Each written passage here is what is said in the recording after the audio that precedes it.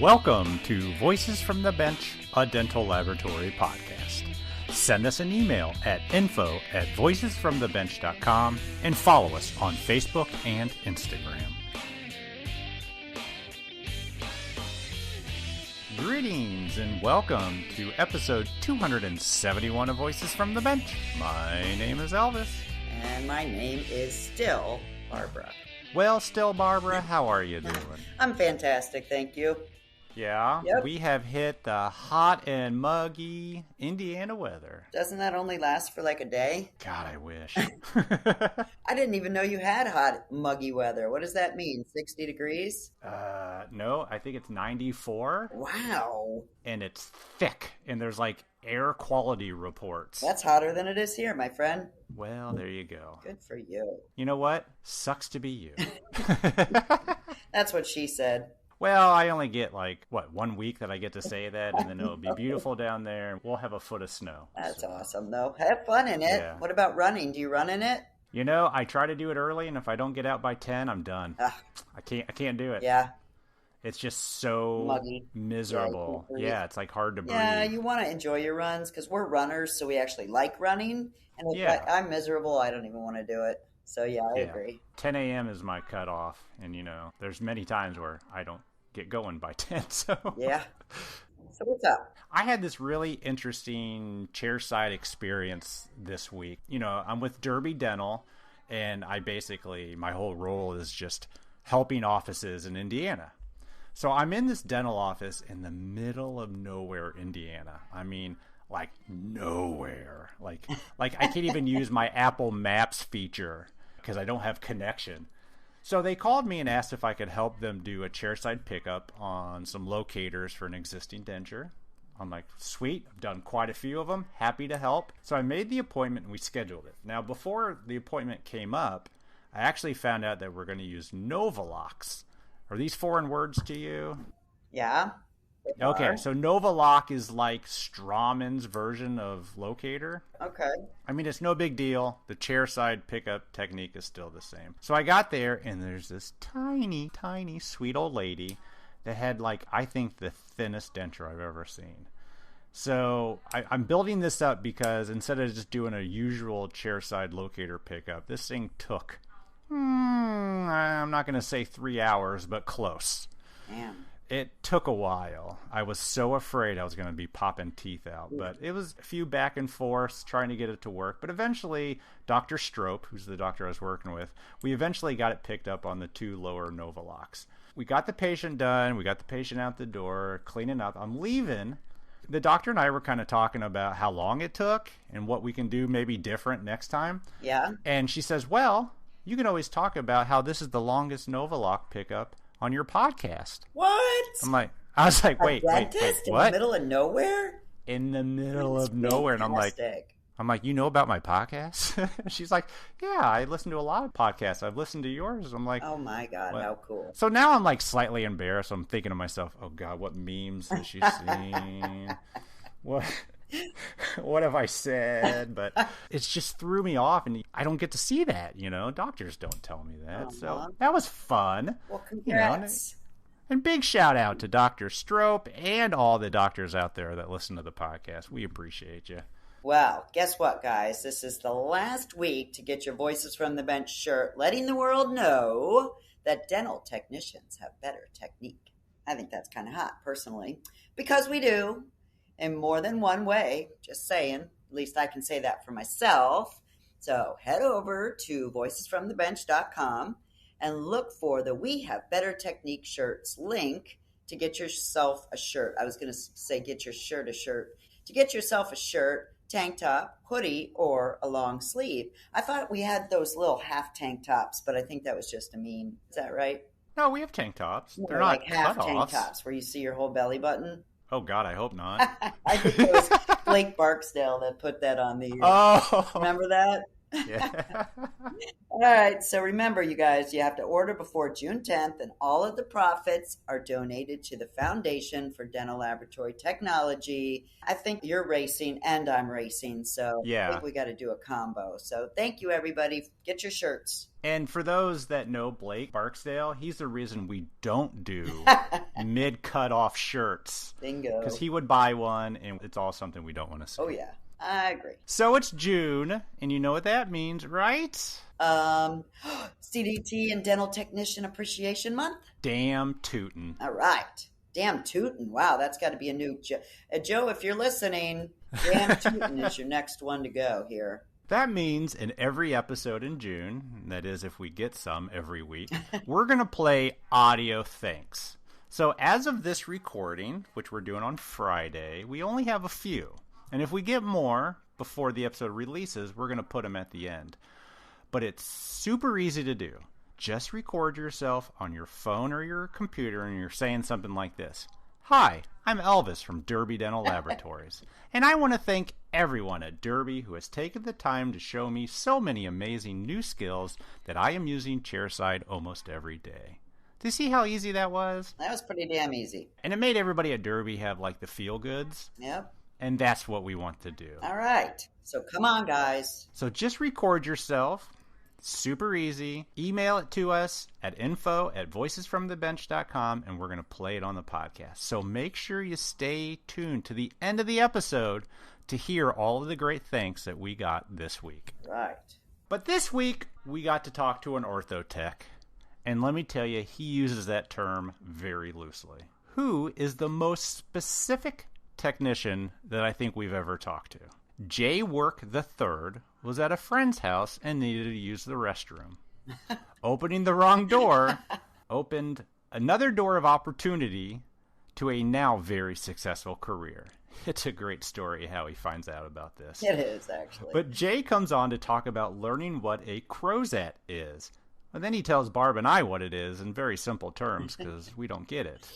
He also talks about how he is only one of 4 in the U.S. that makes these things, what's it like going out on his own, and how a technician can be successful only making one type of appliance. Why can't I say appliance. that? Right. Appliance. One type of appliance. That's close enough. It's super interesting, the history of the Crozat and the rarity of the people that can make them. So join us as we chat with Jay Work III. Did you know that not all zirconia is the same? ZirCAD Prime Zirconia from Ivoclar is uniquely produced with gradient technology, which allows 2 powders that normally center at different intervals to be combined into one material which centers uniformly. The manufacturing process not only optimizes the translucent properties, but it also creates a seamless progression of shade while maintaining optimal strength. ZirCAD Prime is now more affordable than ever and will give you the results your dentist will notice. I've seen it, it's true. Contact your local Ivoclar sales representative today to find out more about Prime and how Ivoclar can support your success. And as always, we appreciate your support of the podcast, Ivoclar.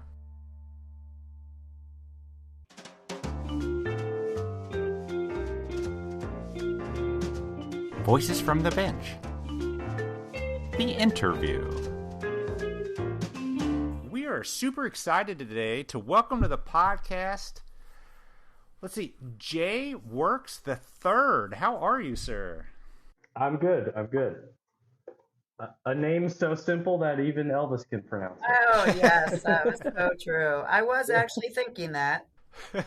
What really threw me off was the third. I don't think we've had the third on the podcast before. I think you're right. It's been a pain in my ass pretty much my whole life. I'll get checks and stuff that don't say the third, and then I can't cash them, and it's just a big hassle. Are you a third generation dental technician or just a third of your dad's son? Just a third of the name, yeah. Cool. Awesome. So, Barb, as you can imagine, where I met Jay was online on Instagram. Come on. I know. Shocking. I know.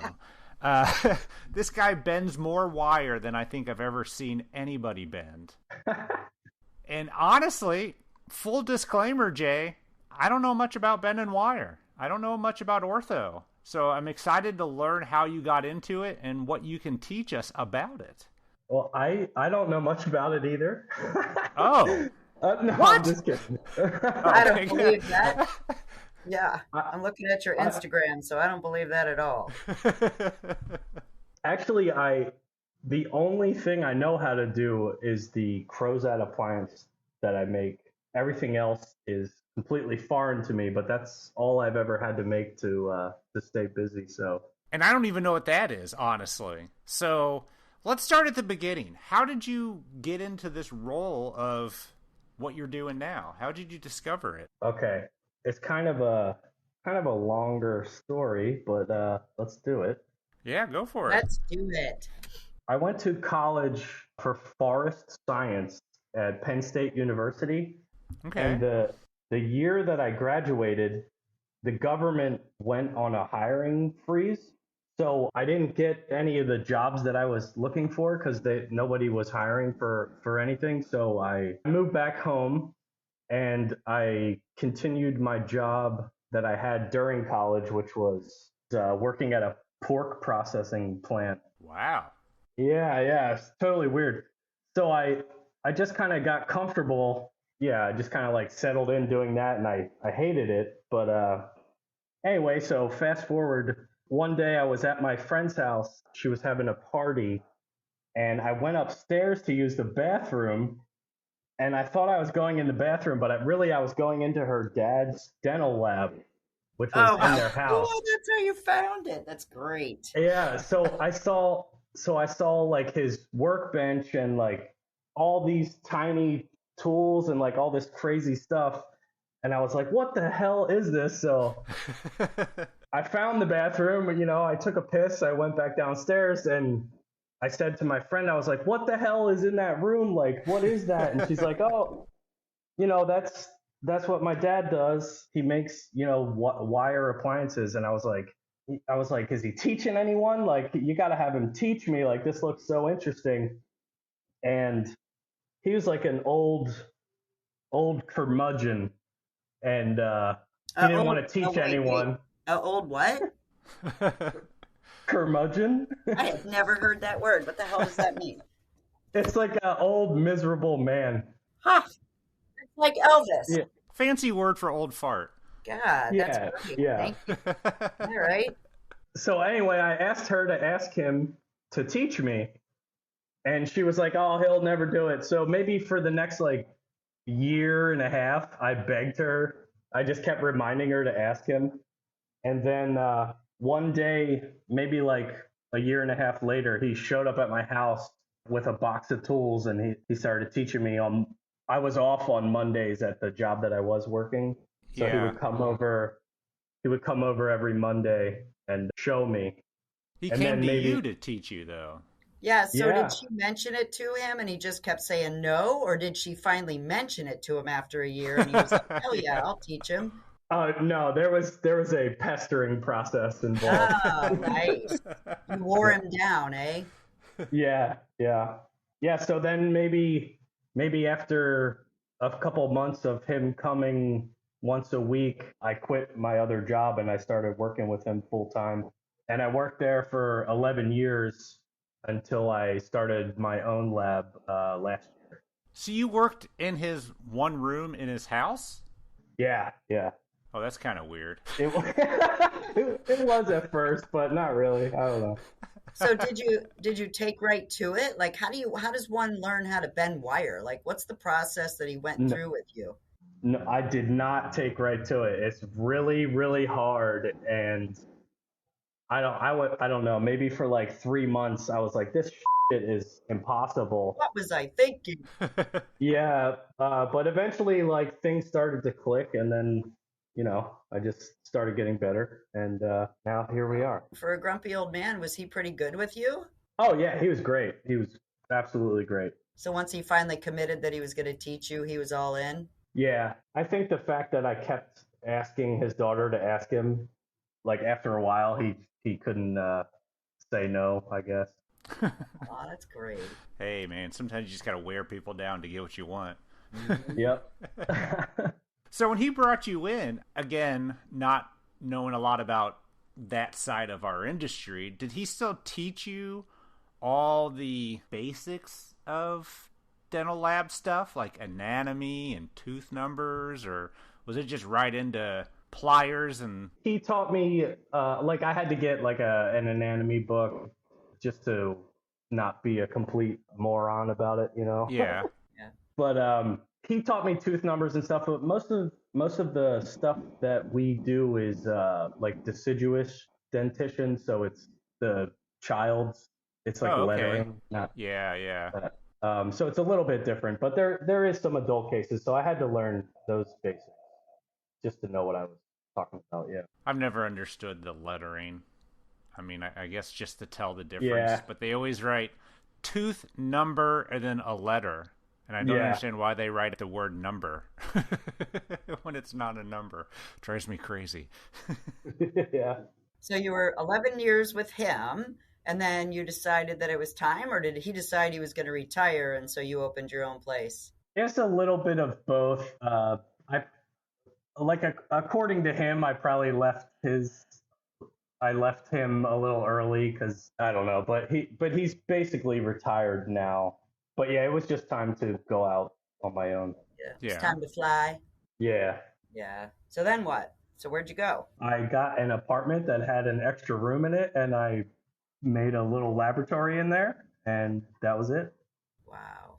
So what kind of equipment did you have to get? I mean, I don't know what it takes to do what you do. So probably the most expensive thing was getting I use a hydrogen welder to do my soldering.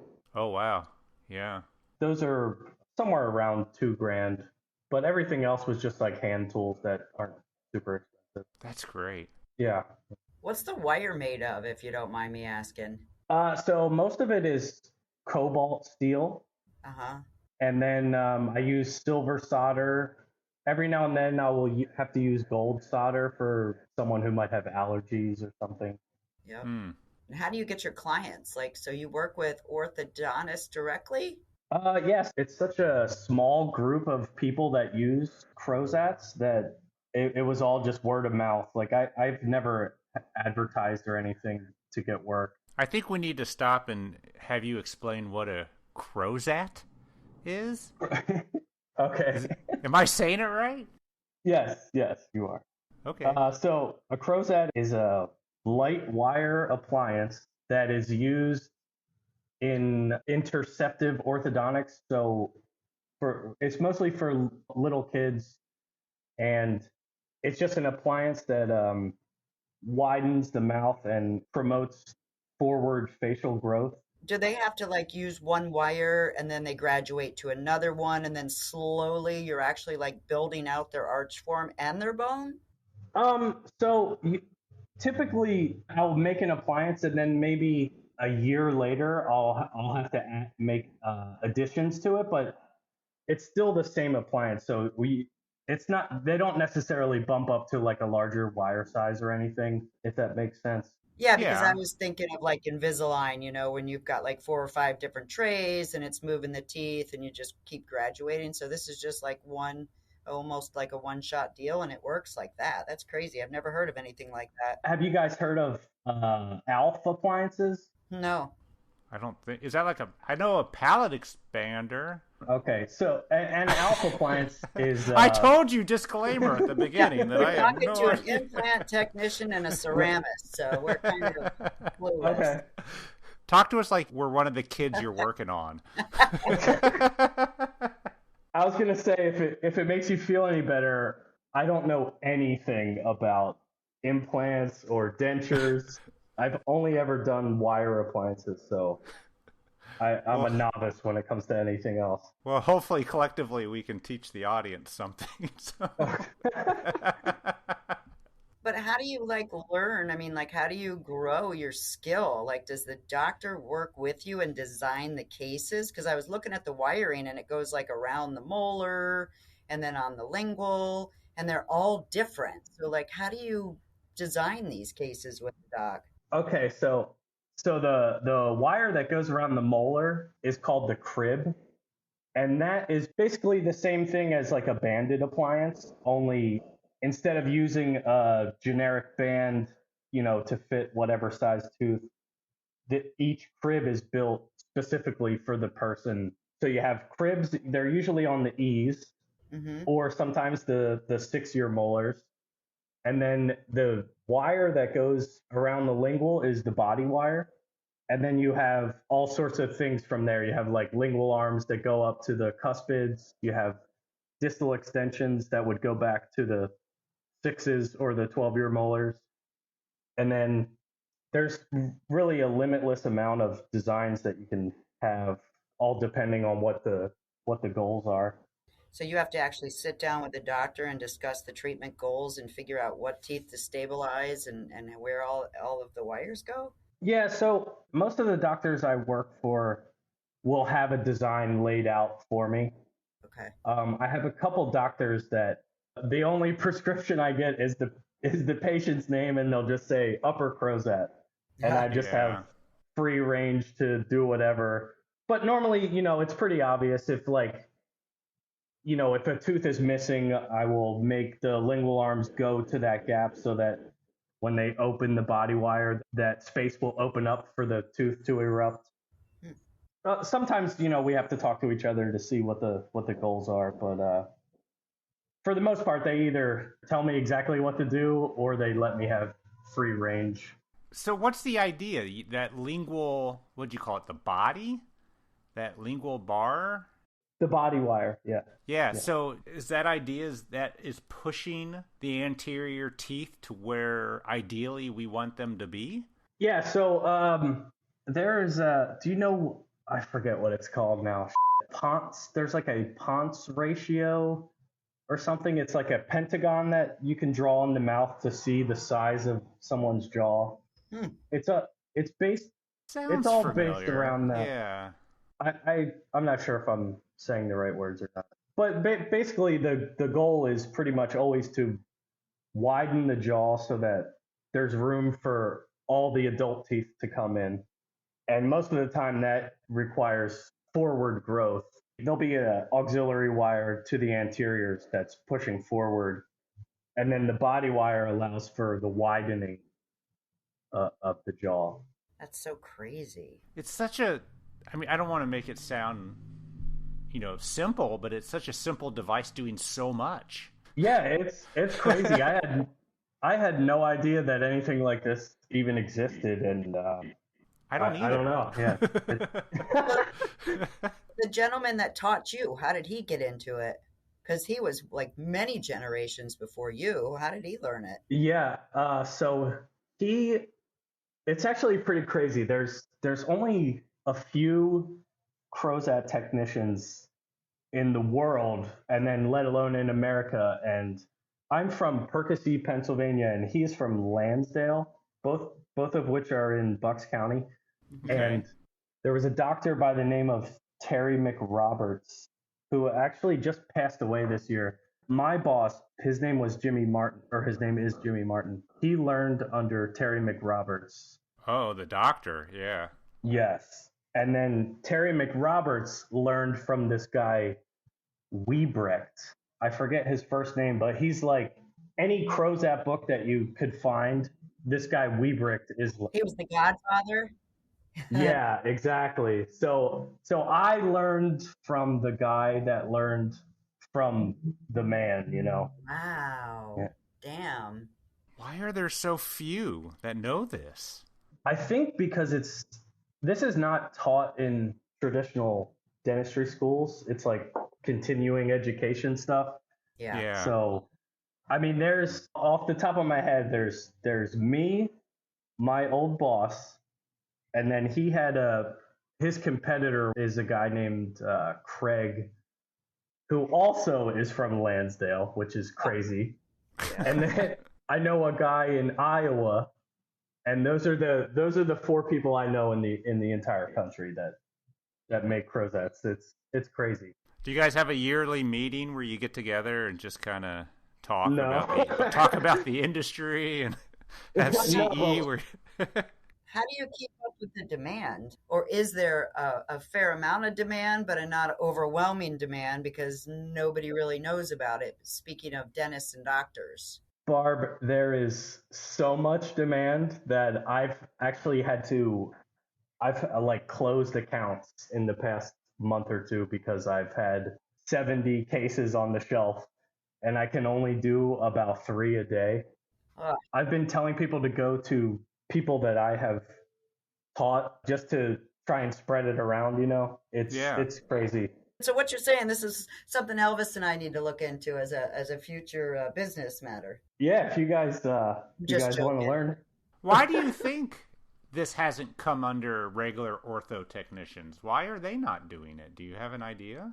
I think one of the main reasons why is because just like with all orthodontic appliances, you know, you never want to send something out that doesn't work the first time.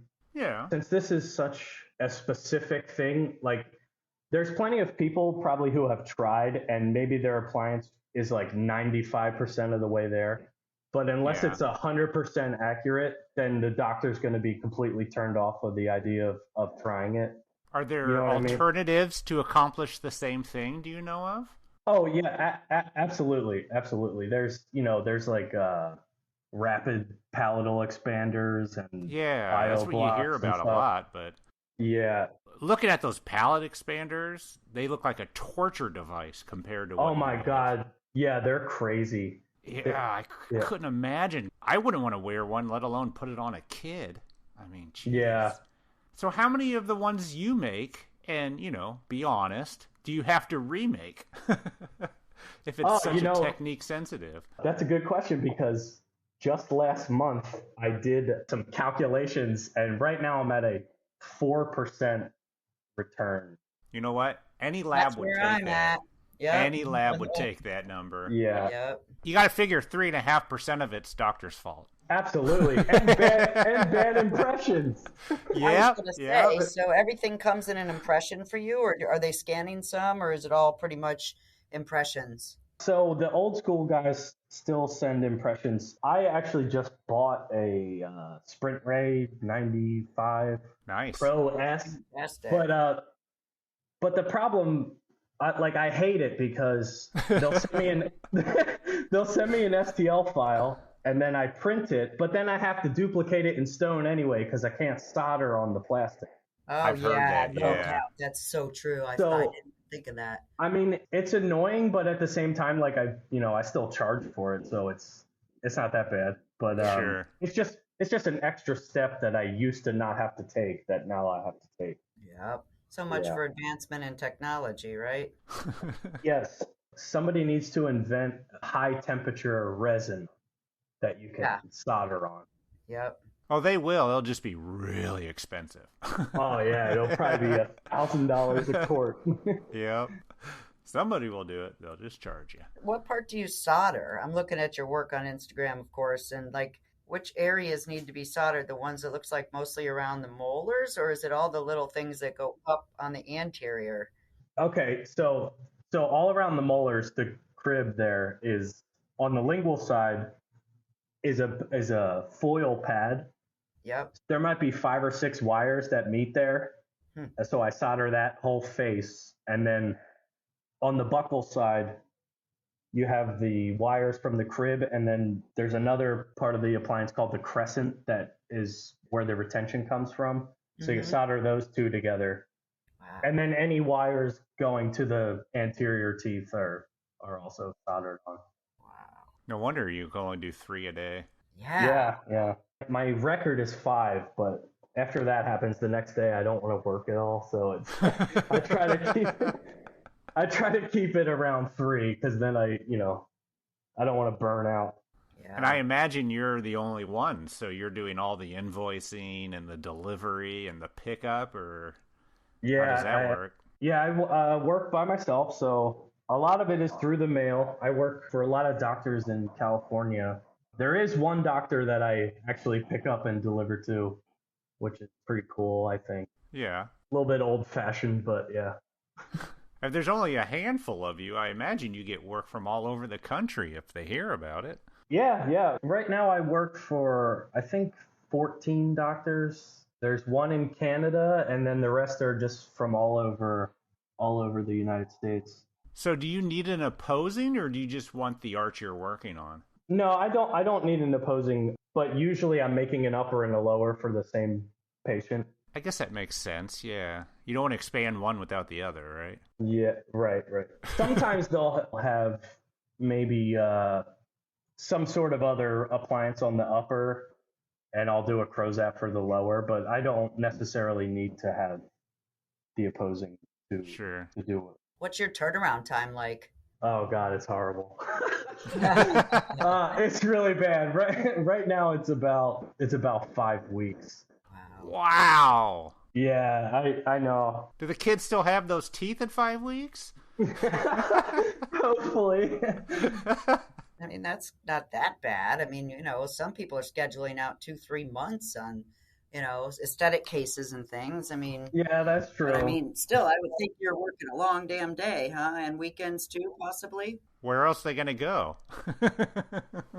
I've changed my lifestyle to where I work every day, but once I'm sick of working, then I just do whatever I want. So like Saturday and Sunday, I might work like 4 hours in the morning and then Yeah. just do whatever. Yeah. But yeah, pretty much have to work every day, or my turnaround time would be like 7 weeks. Are you considering bringing somebody along and possibly hiring somebody and teaching them? Yeah, so right now I'm actually really slowly trying to teach my one buddy, but he just bought a fixer upper house, so all of his free time is going to that right now. Yeah. He was coming over like once a week, mainly because he hates his current job and he wants to get out of it. And I was like, well, hey, you can help me out. And so hopefully that's going to work out, but I don't know. We'll see. Does he have the passion that you have? Yeah, he's super interested and he's really detail oriented. So Yeah. it seems like it's going to work. It's just going to take way longer than I anticipated. Sure. But I mean, I was watching you. I mean, it's basically your hand, the wire, the model, and your instrument, and you're putting it back and forth onto the model as you're bending it. That is like so precise. Oh yeah. You don't heat that wire. It's just back and forth and back and forth and back and forth. No, well, it's not back and forth because that would work harden it and it would end up breaking there. So what I'm doing is as I'm going around the margin of a tooth, I'll make a really subtle bend and then I'll test it. And then I'll do it a little more and then test it. But I never go backwards because that's where you get like breakage. Gotcha. So it's just a little bit at a time. Yeah, yes. It's a series of just doing little tiny bends and then just testing it 100 times over until it's right.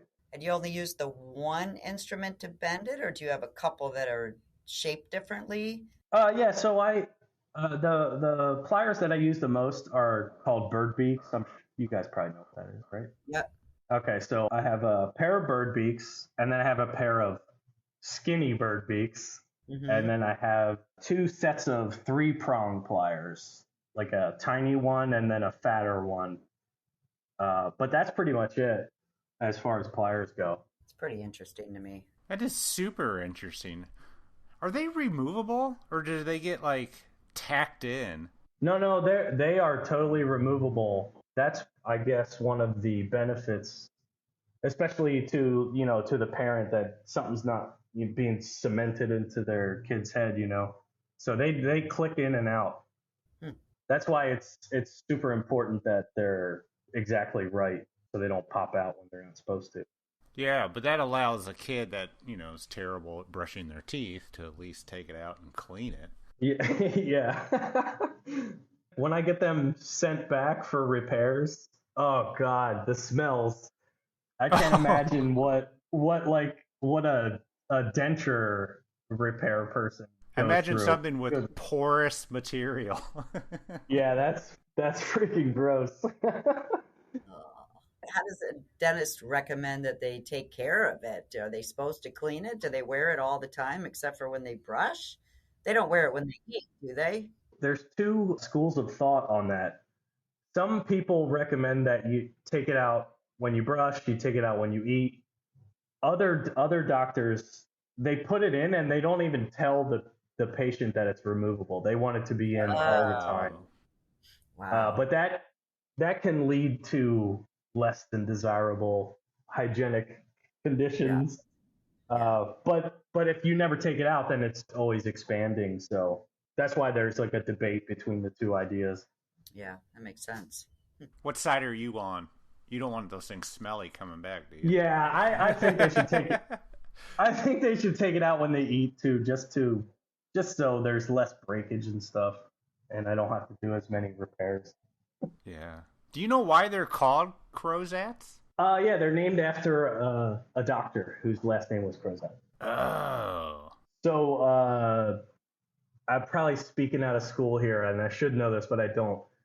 I think Crozat came around, and then the guy that I mentioned earlier, Wiebrecht, learned Yeah. from him. So he would be like Interesting. the second generation, I guess. Sure. That's interesting. It all came from one doctor, and here it is. Who knows how many Yeah. years later? Yeah, I think I should know all this. I should have looked this up beforehand, but I think It's all he good. came. I think he was around in like the 1890s. I want to say. Oh, really? Back then?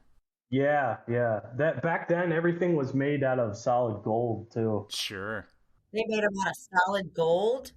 Yes, yeah. Even the wire part was gold. They didn't cast them, did they? But they just bent the wire was gold. No, yeah, they didn't cast them. They torched them and Wow. soldered the wires together. And then I don't know when, but the adoption of I use palladium foil Yep. behind the wires, and it kind of like burnishes to the tooth. That was a newer thing, whereas the original ones they just soldered where the wires met, and there was no. The foil's kind of like a backdrop, and they didn't have that back then. So where do you go to for continuing education, or is it basically just an art where you don't see it changing at all, or forming different, types of wires or newer technology? Like, how do you even learn more about it? I get to shout out the AAGO here, the American Academy of Airway and Nathological Orthopedics. Nathological, I love that name. Me too.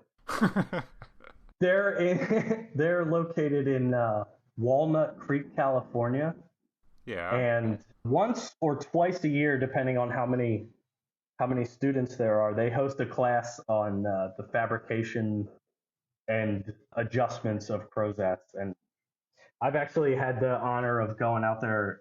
I think I've taught with them like 6 or 7 times. But even as being like the teacher, every time I go there, I learn so much that it's crazy. Oh, I bet. Because everyone who's involved with them are people that they're already graduated, but they never want to stop learning. So it's a great thing, and if anyone listening is interested in this at all, they should go to any of their classes.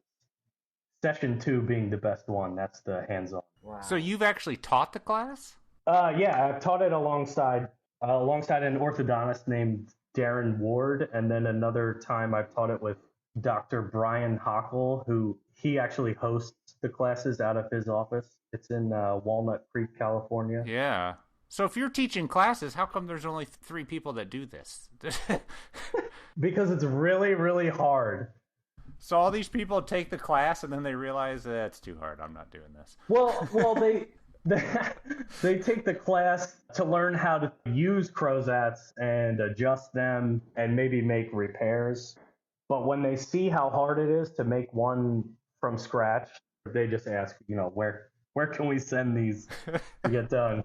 Why is it so hard? That's what I'm not grasping. Is it just people not having the knowledge of where it can expand, or? Oh, no, the construction part is the hardest. Or I mean that's the part I'm talking about.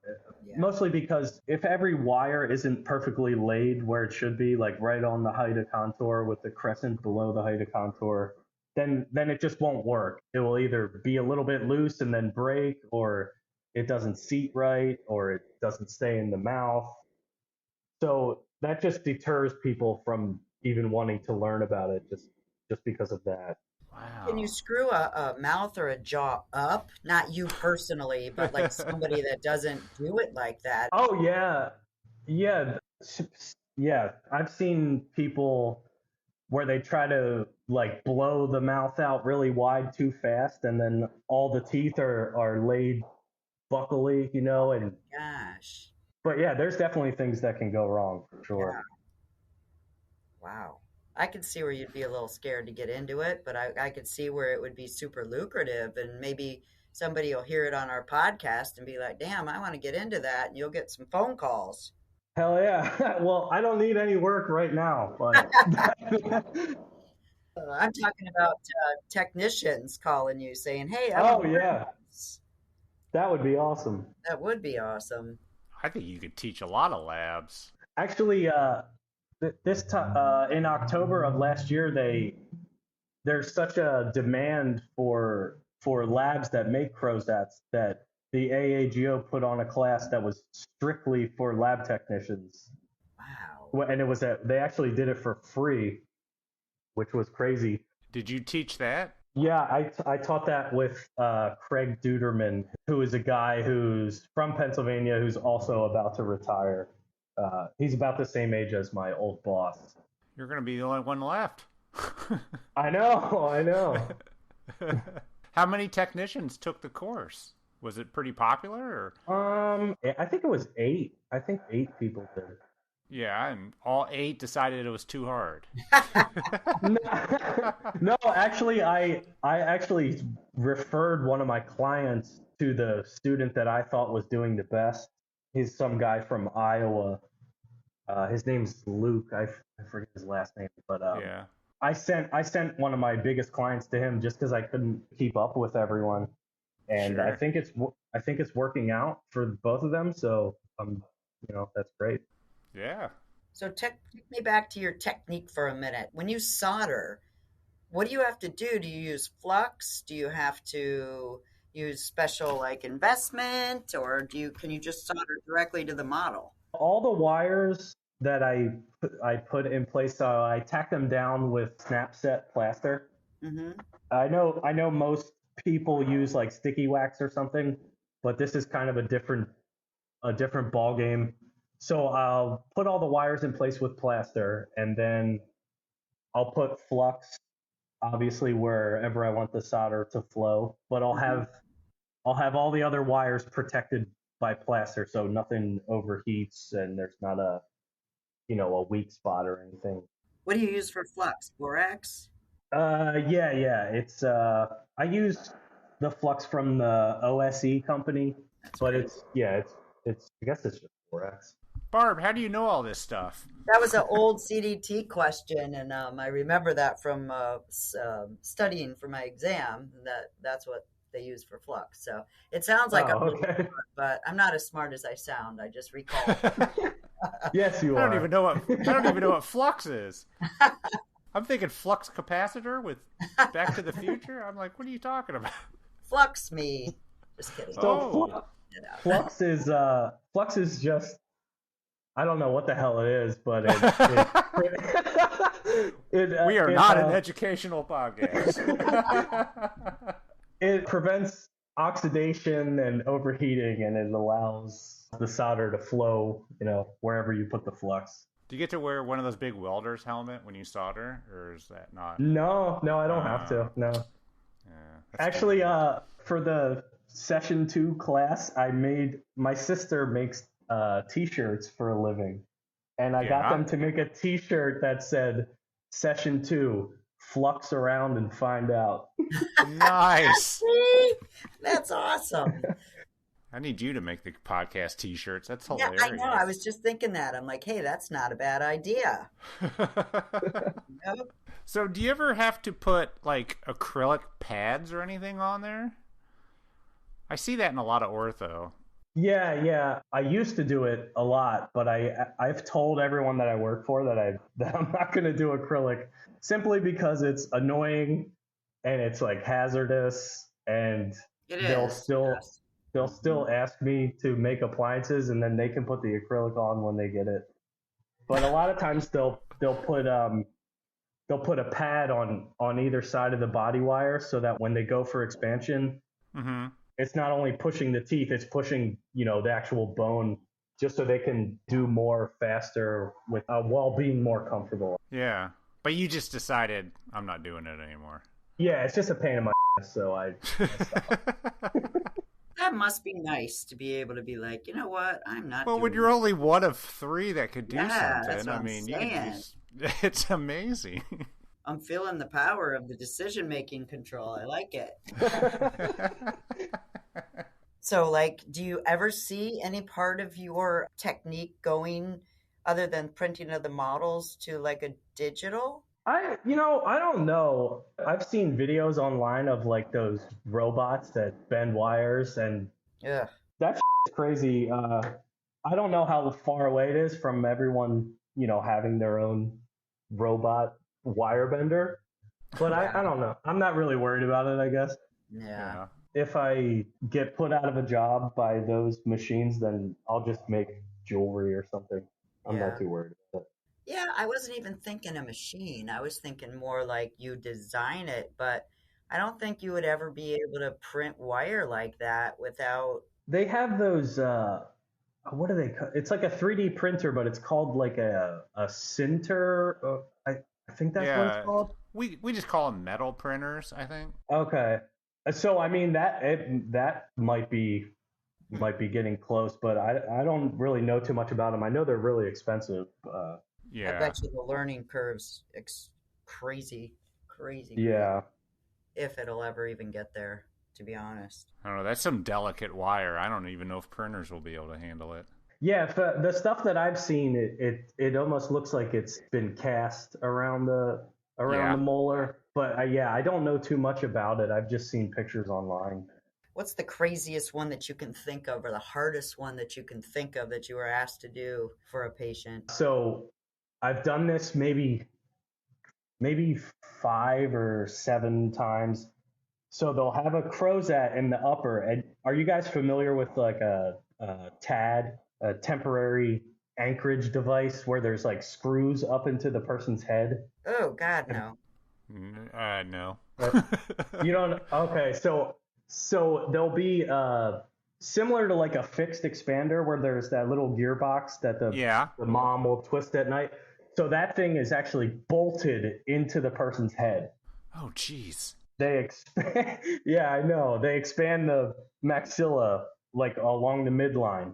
But I've made a couple of Crozats that have anchored to the temporary anchorage device, which were just crazy. Like so much going on inside one person's mouth. So that's probably the craziest ones that I've made. Do they go up through the upper roof of the mouth to anchor that? It's screwed right into the roof of the mouth. I don't know. Wow. I don't know the details on it, but I've seen a few. Like I'll get an impression, and there'll be this little gear on the pallet, and I'm like, what the hell is that? And then the prescription says, mount the Crozat to this. Wow. And I'm like, what the hell? Why do they need both? I don't know. This is all very confusing to me. I don't like, if all these kids didn't do any of this, what would be the problem? Crowding? I mean, crowding, and the whole philosophy is to avoid, when people get like their bicuspids extracted because there's not enough room for all their teeth. Mm-hmm. So instead of getting braces while they're teenagers, they're getting things bolted in their heads while they're children. Yeah. Seems fair to me. I think you got that right, Elvis. Wow. Actually, a lot of the ones that I make will have buccal tubes because they have braces at the same time. Oh my God. Of having the Crozat, yeah. These poor kids. Their mouth is just full of metal hardware. Yeah. Cyborgs. Yeah. Oh, but they won't need braces later. Oh, well, good. Do you ever have anybody at this point ask for gold? Probably the last time was about a year ago. It's only when someone has an allergy. It's so much more expensive than silver solder that It's not very popular. Is it easier to bend, the gold? Is it a little softer? Oh, it's easier to work with in all ways. And when you solder gold, it's an actual chemical bond, whereas when you solder silver, you're just putting silver over the wire, so it's just a physical bond. Oh, Oh, interesting. Yeah. When you solder gold, it all becomes, I don't know, the same. yeah. Yeah. Right. Huh. That's interesting. Last time I bought gold solder, it was, oh my God, I think it was like $84 a foot or something. So nobody really wants to use it just because it's so much money. Yeah. Is that how your wire comes in one straight piece, or is it in a spool? No, so the cobalt wire comes in a spool, and then there's this wire called Elgiloy. I don't know if you guys ever heard of that. No. That comes in 14-inch lengths, but that's more used for like if there's a single spring to a certain tooth. If a tooth's like laid in lingual, you'll put its own spring to it to push it out. Yeah. But the cobalt stuff comes in a spool. Is this all dental metal, or can you just like go to a hardware store and just grab some metal? Oh no, dude. No, it's all dental. I don't know. Go to Granger or whatever that place is. It's got that huge catalog of everything you ever need. I don't know where we got him, but we're going to keep him, Jay. Oh, shit. I disclaimered the very beginning that I have no idea what any of this stuff is. Yeah. It's pretty cool, though.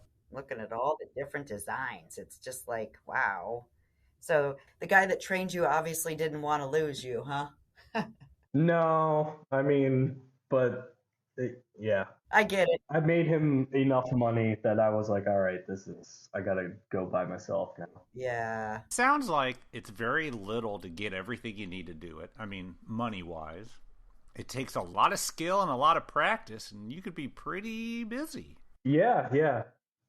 Yeah, like I said, the most expensive piece of equipment is the torch, and that's only $2,000. And Yeah. So the doctors, how much do they, do you know the patient fee on one of these for the doctors? Just curious. so there's a pretty big range on that. There's actually so much of a range that I have that I have a price for doctors on the West Coast and then a price for doctors on the East Coast. Good. Smart. So I think they do it in phases. And one doctor that I work for, phase one, which is like 12 to 18 months, I think he charges like $6,500 maybe. Wow. And then they'll probably get braces after that to complete everything. Wow. I don't really know. I shouldn't say much more about that because I don't really know the detail. I get you. No, I was just looking for a base range. In my head, I was thinking, yeah, that was kind of what I was thinking because it's a pretty intricate piece of, beautiful. What's the word I'm looking for, Elvis? Mm. You don't know. Just take that all out, would you? Take the whole damn thing out. What about Appliance? Damn it. Thank you, Barb. Appliance? Say it normally and I'll edit it in. Because it's a beautiful appliance, and I was assuming at least they would charge $5,000 for it. So yeah, that was what I was thinking in my head. There you go. My Beautiful. doctor's head. All right. Thanks. What about you, Jay? So few of you do this, which I love to bring up because I think it's amazing. Are you able just to basically charge what you want? And by no means am I asking you to tell your prices, but... So I don't really know. I charge. So I know what my old boss charged. Yeah. And then when I broke away from him, I charged a similar amount. Yeah. And then when I taught the class for technicians this past October, there was one guy who took the class who was also making Crozats, but just for one doctor that he works for. Uh-huh. And me and him went out and got some beers after the class, and we were sharing secrets and whatnot. Yeah, sure. And it turns out me and him were charging the same price. So exactly the same price. Exactly the same price. So that was like reassuring, I guess. Yeah. Yeah. you make 3 a day. It's the only thing you do. I mean, you Yeah. must charge a decent amount and make a good living off of it, I would hope. Yeah, I mean, I'm not homeless, so. There you go. Yeah, yeah. You at least have a computer. We've learned that. Yeah, I got it right here. I got the Legion Lenovo gaming computer. There you go.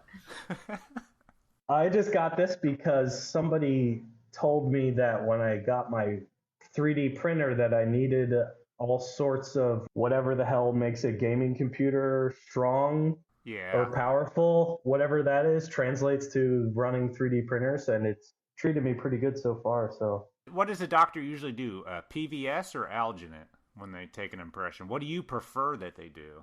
I prefer alginate just because there's, even with my Sprint Ray printer, there's like a super specific little crease where you see where the tooth meets the gum line. Mm-hmm. You can only really see it perfectly when it's an alginate impression. When I have to duplicate a 3D print, it's not that line is lost, but it's way less visible, I guess, or way less defined. hard. Exactly. Yeah. Yeah. Interesting. That's some Crozat crazy stuff. Oh, wow. What a Heck segue. yeah. I've been waiting all hour to say that. Awesome, Jay. That's some great stuff, man. I had no idea. Yeah, thank you for sharing. Yeah, I saw you on Instagram, and I thought you were just bending ortho wire. I had no idea you were making one specific device that few people make, but everybody wants. I had no idea. Yeah. Congratulations. Thanks. Well, hopefully, I at least learned you something. I picked up some stuff I didn't know before we started. I don't know if it's right or wrong, but we picked it up. Awesome. Well, Jay, thank you so much, man. We appreciate it. Thank you. Sure. Thanks for having me. Well, hopefully someday we'll see you at a lab show and you'll be teaching other lab technicians about this stuff. Yeah. That'd be awesome. Cool. We'll talk to you later. Okay. See ya. Yep. Thanks. Bye. Thank you, Jay, for coming on the podcast and teaching all of us about this unique thing called a Crozat.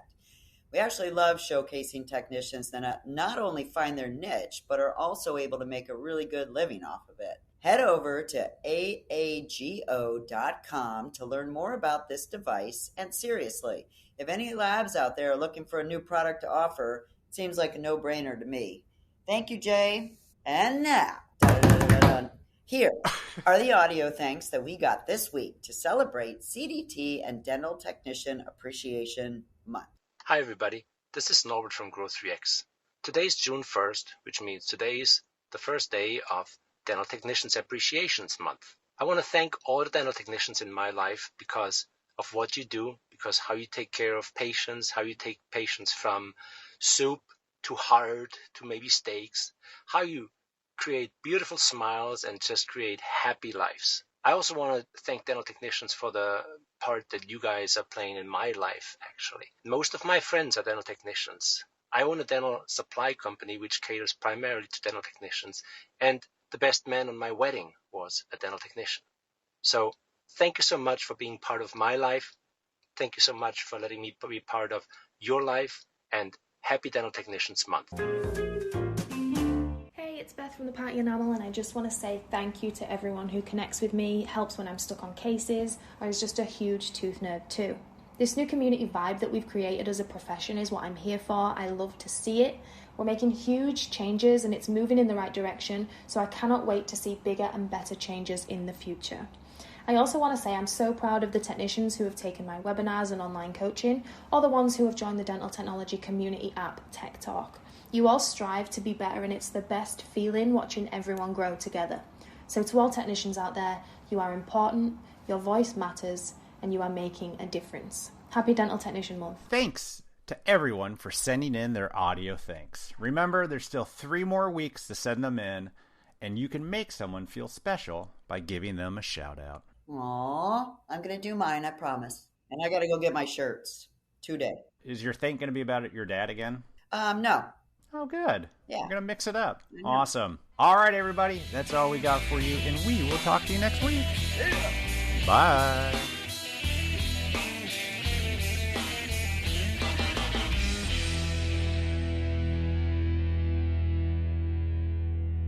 I got a lot to say, okay?